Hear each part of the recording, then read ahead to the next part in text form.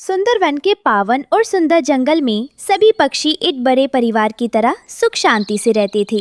हरिया तोता और हरियाली तोती अपने बेटे मिट्ठू के साथ मीठे फल खाते, तो बंटी कबूतर और बबली कबूतरी अपने शांत घोंसले में खुश रहते।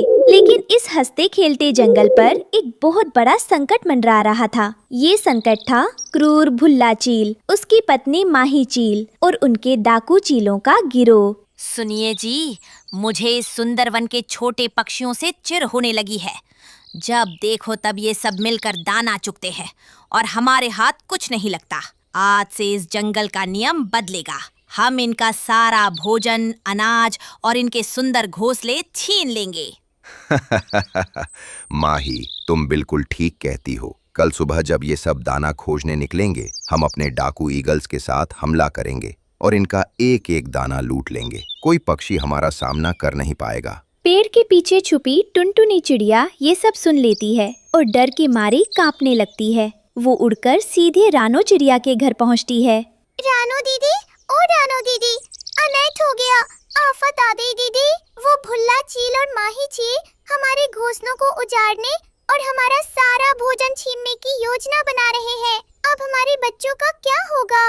शांत हो जाओ टुनटुनी बहन, घबराने से मुसीबत टलती नहीं बल्कि और बढ़ जाती है। टुन्नू जी, आप तुरंत जाइए और बंटी कबूतर, हरिया तोता और उल्लू बाबा को यहाँ बुलाकर लाइए। हमें तुरंत एक गुप्त योजना बनानी होगी।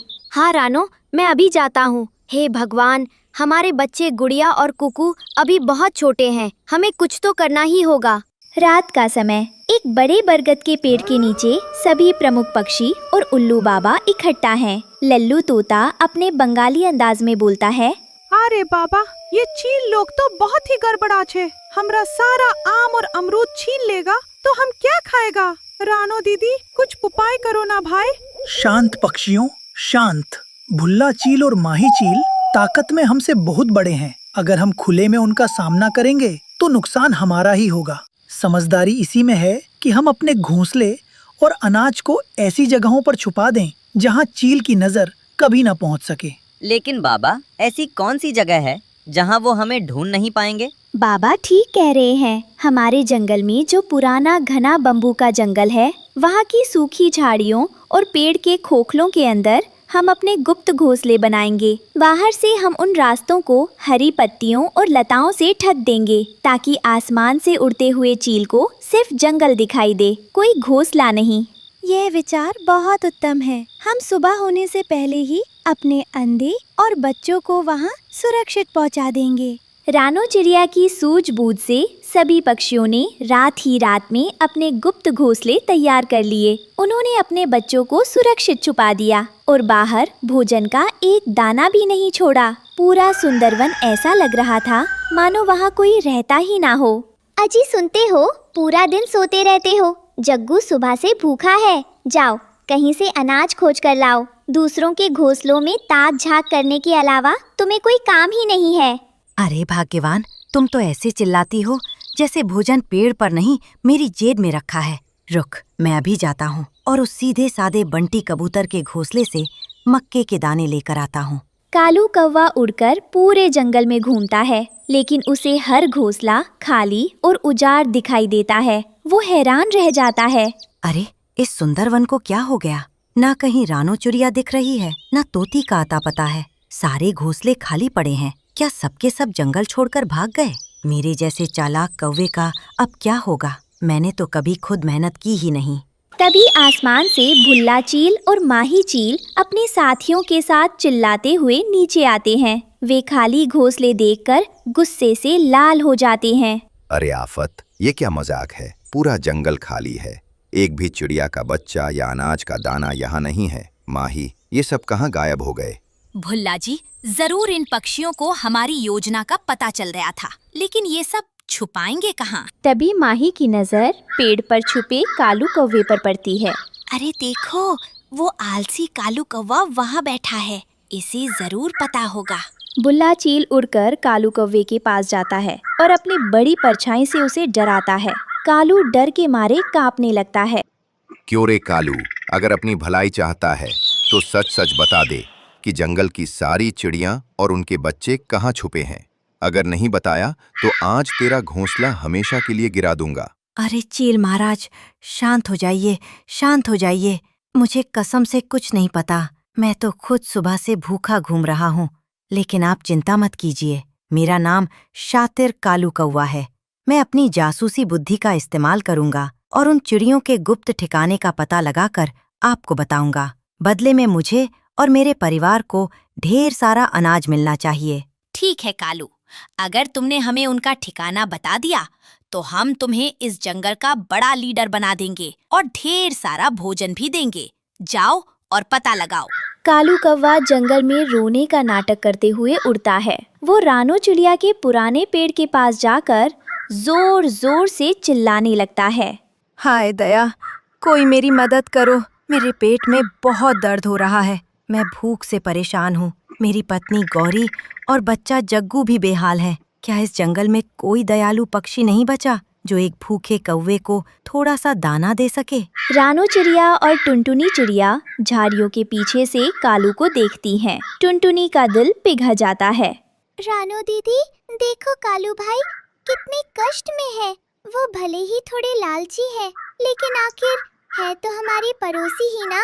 हमें उनकी मदद करनी चाहिए। टुनटुनी बहन, कालू का स्वभाव धोखा देना है। मुझे इस पर पूरा भरोसा नहीं है, लेकिन फिर भी कोई भूखा ना रहे, इसलिए तुम इसे थोड़ा सा अनाज दे आओ, पर हमारे गुप्त ठिकाने का रास्ता मत बताना। टुनटुनी चिड़िया बाहर आती है और कालू को अनाज के दाने देती है। कालू मन ही मन खुश हो जाता है और टुनटुनी को अपनी बातों में फंसाने की कोशिश करता है। ओहो टुनटुनी बहन, आपकी बहुत कृपा है। लेकिन बहन, आप सब इस पुराने पेड़ को छोड़कर कहाँ चले गए हो? मुझे भी बताओ ना, ताकि मुश्किल के समय मैं भी अपने परिवार को वहाँ ला सकूं। कालू भाई, हम सब उस पार जो घने बांसों का जंगल है, वहाँ जो सबसे बड़ा खोखला बरगद का पेड़ है, उसके अंदर छुपे हुए हैं। वहाँ चील कभी नहीं पहुँच सकता। तुम भी वहाँ आ जाना। मिल गया ठिकाना। बहुत बहुत धन्यवाद टुनटुनी बहन, मैं अभी आता हूँ। कालू वहाँ से तुरंत उड़कर भुल्ला चील और माही चील के पास पहुँचता है। चील महाराज, बधाई हो, मुझे उन चिड़ियों का गुप्त ठिकाना मिल गया है। वे सब उस पार बम्बू के जंगल में सबसे बड़े खोखले बरगद के पेड़ के अंदर छिपे बैठे हैं। शाबाश कालू। साथियों, तैयार हो जाओ। कल सुबह सूरज निकलते ही हम उस बरगद के पेड़ पर चलेंगे और सभी पक्षियों को घेर लेंगे। शाम का समय। कालू कौवा जब खुश होकर अपने घोंसले की तरफ जा रहा होता है, तो बूढ़ा कछुआ उसे चील से बात करते हुए सुन चुका होता है। वो रानो चिड़िया को आकर सब सच बता देता है।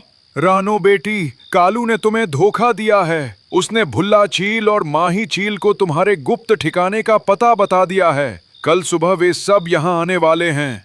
हाय रानो दीदी, मुझे माफ कर दो। ये सब मेरी नादानी की वजह से हुआ। मैंने कालू पर भरोसा कर लिया। अब हम सब मुसीबत में आ जाएंगे। रो मत टुनटुनी बहन, अब रोने का नहीं, बल्कि उन सब को सबक सिखाने का समय आ गया है। वे समझते हैं कि हम छोटे पक्षी कमजोर हैं, लेकिन वे हमारी एकता की ताकत को नहीं जानते। उल्लू बाबा, हमें अपनी रक्षा के लिए कुछ अनोखा करना होगा। रानो, तुम्हारी आंखों में मुझे जीत दिखाई दे रही है। बताओ, तुम्हारी क्या योजना है? दोस्तों, ध्यान से सुनो। हम चीलों से सीधे शारीरिक लड़ाई नहीं लड़ सकते, लेकिन हम अपनी सूझबूझ से उन्हें पीछे हटने पर मजबूर कर सकते हैं। तुम दोनों जंगल से ढेर सारी चिपचिपी जादुई गोंद और बेल के फलों का रस इकट्ठा करो। तुम और तुम्हारे साथी सूखी लाल मिर्च का पाउडर और बारीक धूल के पैकेट तैयार करो। बाकी सभी पक्षी पेड़ों के ऊपर बड़े बड़े टमाटर, पानी से भरे जंगली पत्ते और बड़े बड़े जादुई रस्सियों के जाल तैयार रखे। कल सुबह जैसे ही चील इस खोखले पेड़ के पास आएंगे, हम उन पर ऐसा फनी वॉर करेंगे कि वे कभी सुंदरवन की तरफ नहीं देखेंगे।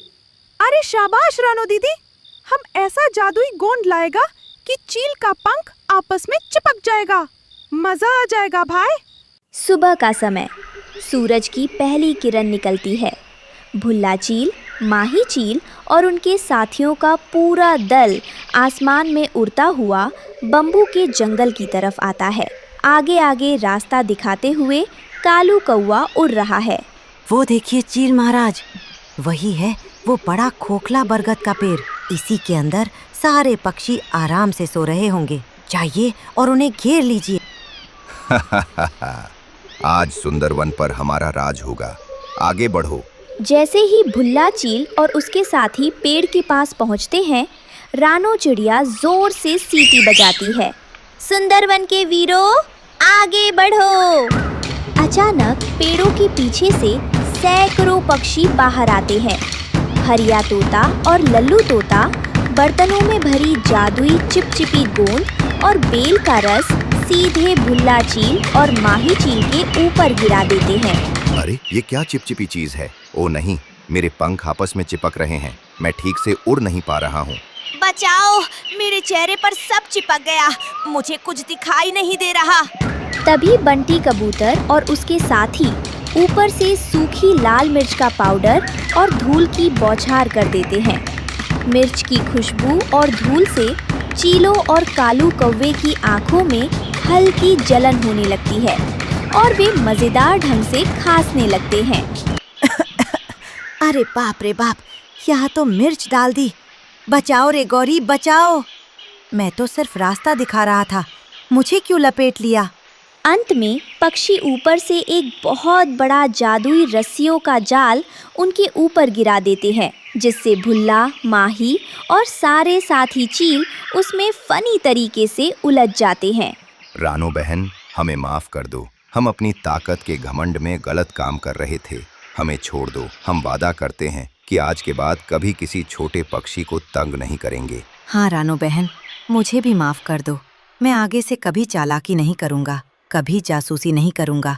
खुद मेहनत करके अपना पेट भरूँगा। मुझे इस जाल से निकालो बहन। भुल्ला चील और कालू भाई, किसी को कमजोर समझना सबसे बड़ी भूल होती है। जब छोटे छोटे पक्षी एक साथ मिल जाते हैं तो बड़े से बड़े संकट को भी हरा सकते हैं। हम तुम्हें कोई नुकसान नहीं पहुंचाना चाहते, क्योंकि हम शांति प्रिय हैं। हम तुम्हें छोड़ रहे हैं, लेकिन अगर दोबारा सुंदरवन की तरफ बुरी नज़र से देखा तो अच्छा नहीं होगा।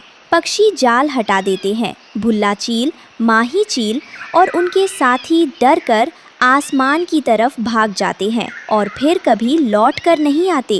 कालू कौवा भी सीधा दौड़ता हुआ अपनी पत्नी गौरी के पास चला जाता है।